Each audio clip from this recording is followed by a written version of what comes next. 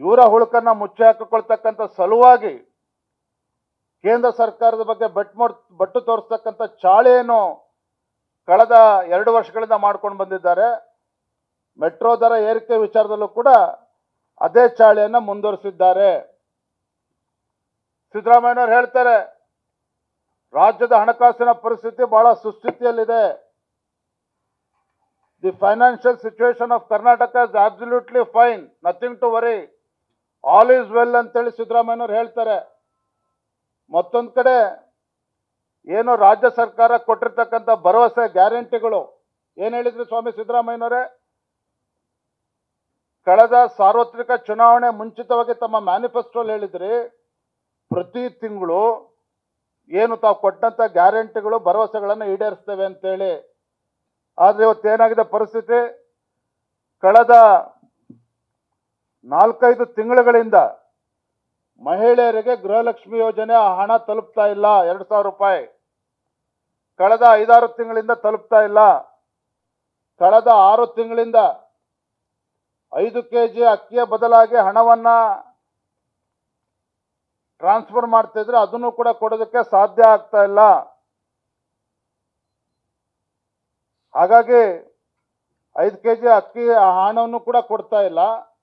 ಮೊನ್ನೆ ಪ್ರಹ್ಲಾದ್ ಜೋಶಿ ಅವರು ಹೇಳಿದ್ದಾರೆ, ಕೇಂದ್ರದ ನಮ್ಮ ಸಚಿವರು ಏನು ಹೇಳಿದ್ದಾರೆ? ಪ್ರಹ್ಲಾದ್ ಜೋಶಿ ಅವರು, ಕೇಂದ್ರ ಸರ್ಕಾರ ಅಕ್ಕಿಯನ್ನ ಕೆಜಿಗೆ ಕನಿಷ್ಠ ಬೆಲೆಗೆ 22 ರೂಪಾಯಿ 50 ಪೈಸಕ್ಕೆ ನಾವು ಕೊಡೋದಕ್ಕೆ ತಯಾರಿದ್ದೇವೆ. ಆದರೆ ರಾಜ್ಯ ಸರ್ಕಾರ ತಯಾರಿಲ್ಲ. ಕಾರಣ ಅದಕ್ಕೆ ಹೊಂದಿಸೋದಕ್ಕೆ ಹಣ ಇಲ್ಲ ರಾಜ್ಯ ಸರ್ಕಾರಕ್ಕೆ. ಹಾಗಾಗಿ ಈ ರಾಜ್ಯ ಸರ್ಕಾರಕ್ಕೆ, ಮಾನ್ಯ ಮುಖ್ಯಮಂತ್ರಿಗಳಿಗೆ ತಾವು ಕೊಟ್ಟಂತ ಭರವಸೆಗಳನ್ನ, ಗ್ಯಾರಂಟಿಗಳನ್ನು ಕೂಡ ಈಡೇರಿಸೋದಕ್ಕೆ ಸಾಧ್ಯ ಆಗ್ತಾ ಇಲ್ಲ. ರಾಜ್ಯದ ಹಣಕಾಸಿನ ಪರಿಸ್ಥಿತಿ ಅಧೋಗತಿಗೆ ಬಂದು ತಲುಪಿದೆ. ಹಿಂದೆ ಯಾವುದೇ ಸರ್ಕಾರದಲ್ಲಿ ಸರ್ಕಾರಿ ನೌಕರಿಗೆ ಸಂಬಳವನ್ನು ಕೊಡೋದಕ್ಕೆ ಸಾಧ್ಯ ಆಗದೆ ಇರತಕ್ಕಂಥ ಒಂದು ಪರಿಸ್ಥಿತಿ ನಿರ್ಮಾಣ ಆಗಿದೆ ಅಂತ ಹೇಳಿದ್ರೆ, ಇಂದಿನ ಸಚಿವರು ಹೇಳಿದ ಹಾಗೆ ನೀರಾವರಿ ಇಲಾಖೆ ಇರ್ಬೋದು, PWD ಇರ್ಬೋದು, ವಿದ್ಯುತ್ ಬಿಲ್ಲನ್ನು ಕೂಡ ಕಟ್ಟೋದಕ್ಕೆ ಸಾಧ್ಯ ಆಗದೆ ಇರತಕ್ಕಂಥ ಪರಿಸ್ಥಿತಿ ನಿರ್ಮಾಣ ಆಗಿದೆ ಅಂತ ಹೇಳಿದ್ರೆ, ರಾಜ್ಯದ ರಸ್ತೆ ಸಾರಿಗೆ ಇಲಾಖೆ ಸ್ನೇಹಿತರೆ 7,000 ಕೋಟಿ ರೂಪಾಯಿ ಇವತ್ತು ಪೆಂಡಿಂಗ್ ಇದೆ. ರಾಜ್ಯ ಸರ್ಕಾರ ಕಟ್ಟಬೇಕಾಗಿದೆ. ತನ್ನ ಶಕ್ತಿ ಯೋಜನೆ ಏನಿದೆ, ಆ ಶಕ್ತಿ ಯೋಜನೆಗೆ ಸುಮಾರು 7,000 ಕೋಟಿ ರಾಜ್ಯ ರಸ್ತೆ ಸಾರಿಗೆ ಇಲಾಖೆಗೆ ರಾಜ್ಯ ಸರ್ಕಾರದಿಂದ ಕೊಡಬೇಕಾಗಿದೆ. ಆ ಹಣವನ್ನು ಕೂಡ ರಾಜ್ಯ ಸರ್ಕಾರಕ್ಕೆ ಕೊಡೋದಕ್ಕೆ ಸಾಧ್ಯ ಆಗಿಲ್ಲ. ಇದರ ಪರಿಣಾಮ ಏನಪ್ಪಾ ಅಂತ ಹೇಳಿದ್ರೆ, KSRTC is on the verge of closure. ರಾಜ್ಯ ರಸ್ತೆ ಸಾರಿಗೆ ಇಲಾಖೆ ಇವತ್ತು ಬಾಗಿಲನ್ನ ಮುಚ್ಚಾಕ್ತಕ್ಕಂಥ ಪರಿಸ್ಥಿತಿ ನಿರ್ಮಾಣ ಆಗಿದೆ. ಇದು ಒಂದ್ ಕಡೆ ಆದ್ರೆ, ಬಜೆಟ್ ಅಲ್ಲಿ ಕಳೆದ ಹಲವಾರು ಬಾರಿ ನಾವು ಹೋರಾಟವನ್ನು ಕೂಡ ಮಾಡಿದ್ದೇವೆ. ಭಾರತೀಯ ಜನತಾ ಪಾರ್ಟಿ ಸದನದ ಒಳಗಡೆ, ಸದನದ ಹೊರಗಡೆನೂ ಕೂಡ ನಾವು ಹೋರಾಟವನ್ನು ಮಾಡಿದ್ದೇವೆ. SCP TSP ಹಣ 25-26 ಸಾವಿರ ಕೋಟಿ ಯಾವ ಈ ನಾಡಿನ ಪರಿಶಿಷ್ಟ ಜಾತಿ ಪರಿಶಿಷ್ಟ ಪಂಗಡಗಳ ಸಮುದಾಯದ ಯುವ ಪೀಳಿಗೆ ಅಭಿವೃದ್ಧಿಗೆ ಮೀಸಲಾಗಿ ಇಡಬೇಕಾಗಿತ್ತು, ಅವರ ಶಿಕ್ಷಣಕ್ಕೆ ಆದ್ಯತೆ ನೀಡಬೇಕಾಗಿತ್ತು, ಆ ಸಮುದಾಯದ ಏಳಿಗೆಗೆ ಆದ್ಯತೆ ನೀಡಬೇಕಾಗಿತ್ತು. ಆ ಹಣವು ಕೂಡ ಗ್ಯಾರಂಟಿಗಳಿಗೆ ಬಳಕೆ ಆಗಿರ್ತಕ್ಕಂಥದ್ದು ಈಗಾಗಲೇ ಹಲವಾರು ಬಾರಿ ಚರ್ಚೆ ಆಗಿದೆ. ನಿನ್ನೆ ಸ್ವತಃ ಆ ಸಮಾಜದ ಮುಖಂಡರು, ಪರಿಶಿಷ್ಟ ಜಾತಿ ಪರಿಶಿಷ್ಟ ಪಂಗಡದ ಮುಖಂಡರುಗಳು ನಿನ್ನೆ ಮಾನ್ಯ ಮುಖ್ಯಮಂತ್ರಿಗಳನ್ನ ಭೇಟಿ ಮಾಡಿ, ನಮಗೆ ಅನ್ಯಾಯ ಮಾಡಬೇಡಿ, ನಮ್ಮ ಸಮುದಾಯಕ್ಕೆ ಅನ್ಯಾಯ ಆಗ್ತಾ ಇದೆ, SCP TSP ಹಣವನ್ನ ನಮ್ಮ ಸಮುದಾಯದ ಏಳಿಗೆಗೋಸ್ಕರ ಅದೇನು ಇದೆ ಅದಕ್ಕೆ ಬಳಸಬೇಕು, ನಿಮ್ಮ ಗ್ಯಾರಂಟಿಗಳಿಗೆ ಬಳಸಬೇಡಿ ಅನ್ನುವ ತಾಕೀತನ್ನು ಕೂಡ ಆ ಸಮಾಜದ ಮುಖಂಡರು ಗೌರವಾನ್ವಿತ ಮುಖ್ಯಮಂತ್ರಿಗಳಲ್ಲಿ ಮಾಡಿದ್ದಾರೆ. ಮತ್ತೊಂದೆಡೆ ಮುಖ್ಯಮಂತ್ರಿಗಳು ಹೇಳಿದ್ದಾರೆ, ಸುಳ್ಳಿನ ಸರದಾರ ಅಂತ ಹೇಳಬೇಕು. ಯಾಕೆ ಅಂತ ಹೇಳಿದ್ರೆ, ಏನ್ ಹೇಳಿದ್ದಾರೆ ಮುಖ್ಯಮಂತ್ರಿಗಳು? ಹಿಂದೆ ಕಾಂಗ್ರೆಸ್ ಸರ್ಕಾರ ಇದ್ದಾಗ ಪರಿಶಿಷ್ಟ ಜಾತಿ ಪರಿಶಿಷ್ಟ ಪಂಗಡದವರಿಗೆ